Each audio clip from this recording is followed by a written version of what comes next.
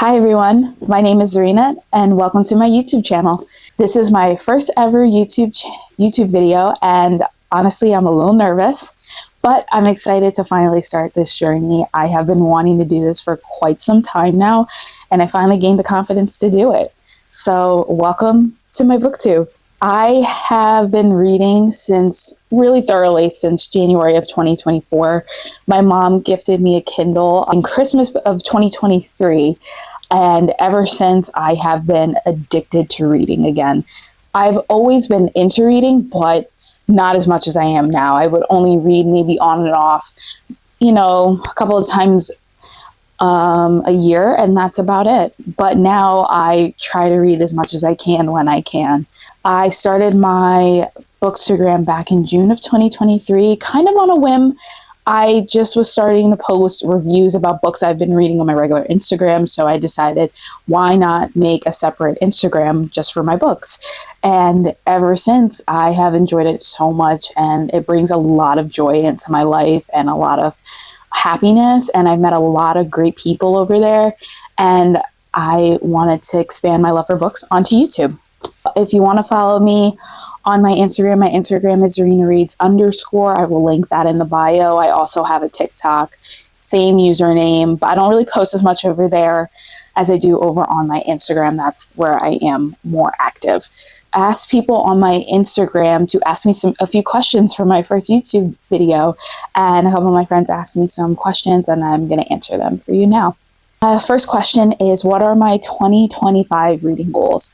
So the biggest thing is I have a Goodreads goal of 55 books. I had 50 last year, and I was even shocked that I made that, especially as my first year back into reading. I read a little over 60 books last year, and I was super proud of myself. So I upped the Goodreads goal to 55 from 50, see if I can do it. I'm not really set in stone on reaching it. If I don't reach it, I'm not going to be too upset about it. But I would love to reach it. It's just a fun little goal that I have. Another goal that I have for 2025 is I would love to start a reading journal. I see all these cute reading journals all over my Instagram, and I would love to make my own. So I have one, and I started it recently, and I'm going to show you guys in a more in-depth video soon. So I started that. Another one was to start this YouTube channel. So here I am filming my first video. Another goal is to try to expand my genres and authors. I have so many books on my list that I want to read, and I don't even know where to begin at this point. But I would love to try out new genres, new authors, and I want to expand my horizons when it comes to reading. What is my favorite genre and why?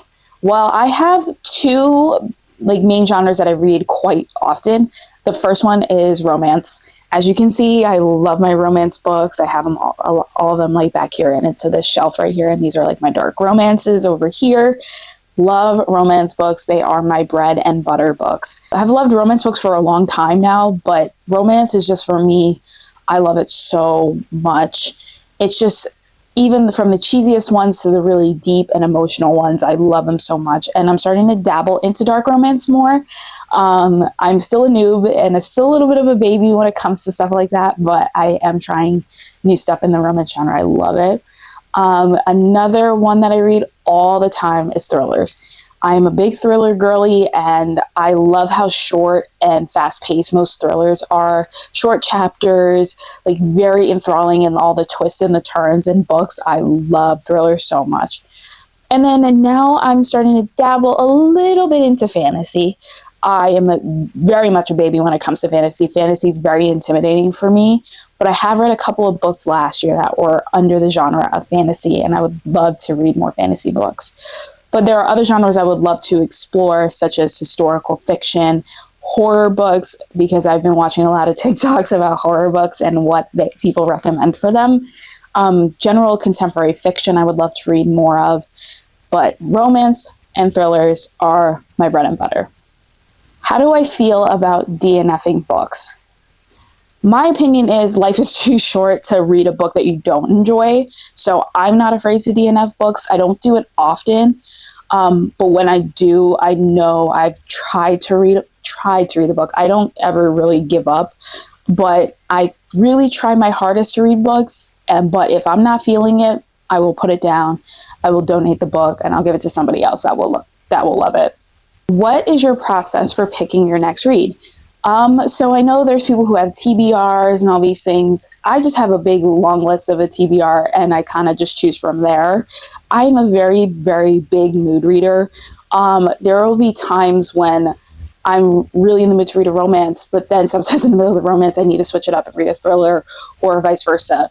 I usually like to read 2 books at a time, but they have to be 2 completely different genres.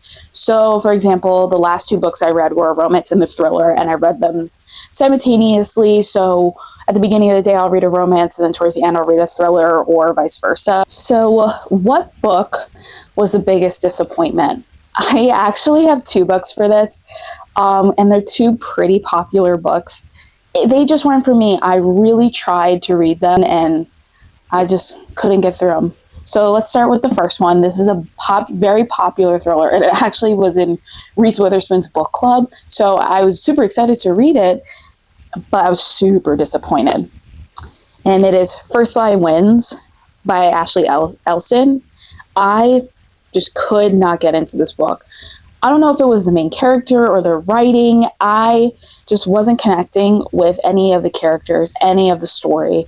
I liked the idea of it, like a double identity type of thing, but I thought it was a little too slow. The pacing was very slow for me, but I just was super sad I didn't enjoy this book.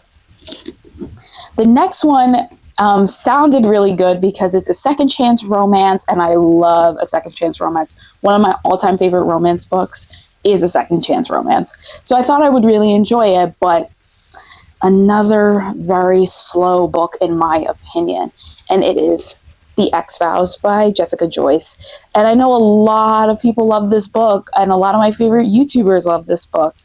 It just was not for me at all. I just couldn't get behind the story, and I thought that the whole story was basically about the wedding, and I'm like 200 pages in, and I want the characters to get together, and I'm just waiting for the characters to get together. I did like the mental health representation of Eli, though, and how open he was to talking about his mental health, but other than that, just a book that wasn't for me. So what is a popular book /series /trope that you don't like?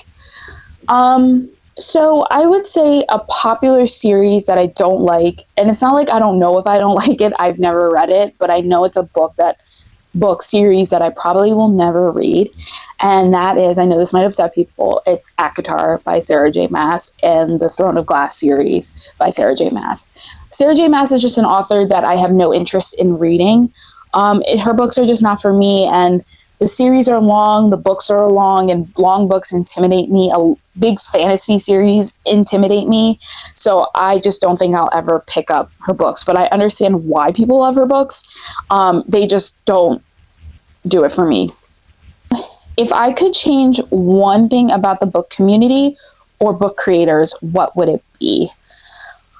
Ooh, this is really hard for me to choose because I love a lot of book creators and the book community. I wish that there wasn't a lot of judgment on not reading popular book talk books. Like, for example, like you don't have to read ACOTAR to enjoy to read good books or read Icebreaker or any of those like super smutty books. Like, there's no judgment with me. Read what the heck you want.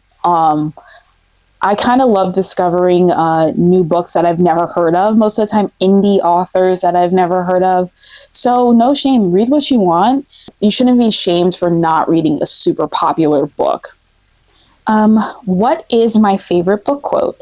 I read a lot of good books last year, and I annotated and highlighted a lot of good books. But this one actually comes from one of my 5-star reads of 2024.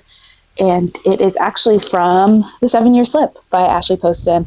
I love this book so much, and I loved the connection between Iwin and Clementine, and The thing about Iwan, I really connected with him is because he loves to cook, and I'm a huge fan of cooking and baking. So a lot of the stuff that he said I really resonated with, and this one quote really made me happy. So it says, "That's what a perfect meal is. Something that you don't just eat, but something you enjoy. With friends and family, maybe even with strangers. It's an experience." I think one of the best ways to bond with people is over food. I am a huge foodie. I love trying new things. I love going out to restaurants. So this really, really resonated with me, and it really made me feel warm and fuzzy inside because I love Iwan so much, and I love him and Clementine's relationship. So what inspired you to make a Bookstagram account? Well, the thing with me is that I was posting like cute little 5-star reviews on my Instagram stories. And so I just kind of, took it upon myself. Let me just make one. It'll be for fun. It's not for anything, serious. I'm really enjoying reading and I want to share that with other people. So I was just like, F it, let's do it. And ever since, I have loved it so much. What are hyped up books that you didn't feel like they were worth the read? So a big one for me, I haven't read it, and I don't think I ever plan on reading it. It's probably Icebreaker by Hannah Grace. I honestly have no desire to read it. I mean, I love a good hockey romance. But I heard that one is just mostly smut, and people are saying, like, where's the connection between the two characters? Like, where's the growth? It's just a lot of smutty scenes. And don't get me wrong, I love a book with some smut. I really do. But if that's going to be the whole story, it's just not going to be for me. I just have no desire to read it at this time or in the future. But maybe some of you guys can change my mind on that one. What is the best advice someone gave you? Ooh, it's tough. I've gotten a lot of good advice from people, from coworkers and from my parents.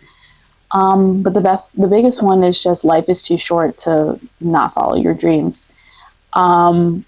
That is a big deal for me. That's what 2025 is for me. I'm trying to follow my dreams. I'm trying to follow my passions.